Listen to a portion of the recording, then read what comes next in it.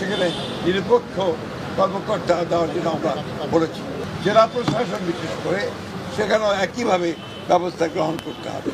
এবং আমরা কিছু কিছু কথা বলে এসেছি যেগুলো আমরা মনে করেছি যে তারা এখনও সেই পুরনো সরকারের ফ্যাসিস্ট সরকারের স্বার্থ পূরণ করছে, তাদেরকে অবসানের কথা আমরা বলেছি।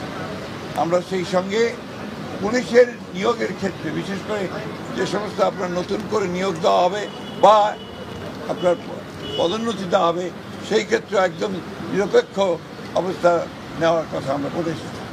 আমরা বলে এসেছি যে বিচার বিভাগে বিশেষ করে হায়ার জুডিশিয়ারিতে এখনও যে সমস্ত ফ্যাসিস্টদের দোষর আছেন তাদেরকে সরিয়ে সেখানে নিরপেক্ষ বিচারকদের দেওয়ার ব্যবস্থা করতে হবে। অন্তর্বর্তীকালীন সরকারকে এখন কেয়ারটেকার গভর্নমেন্টের আদলে নিতে হবে, অর্থাৎ কেয়ারটেকার গভর্নমেন্টের বলতে আমরা যা বুঝাই তত্ত্বাবধায়ক সরকার, সেই ভূমিকায় তাদেরকে যেতে হবে।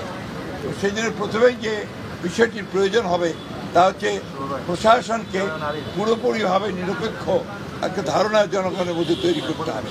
সরকারকে সম্পূর্ণভাবে নিরপেক্ষতা বজায় রাখার জন্যে সরকারের মধ্যে যদি কোনো দলীয় লোক থেকে থাকেন তাকে অপসারণ করার জন্য আমরা দাবি জানিয়েছি।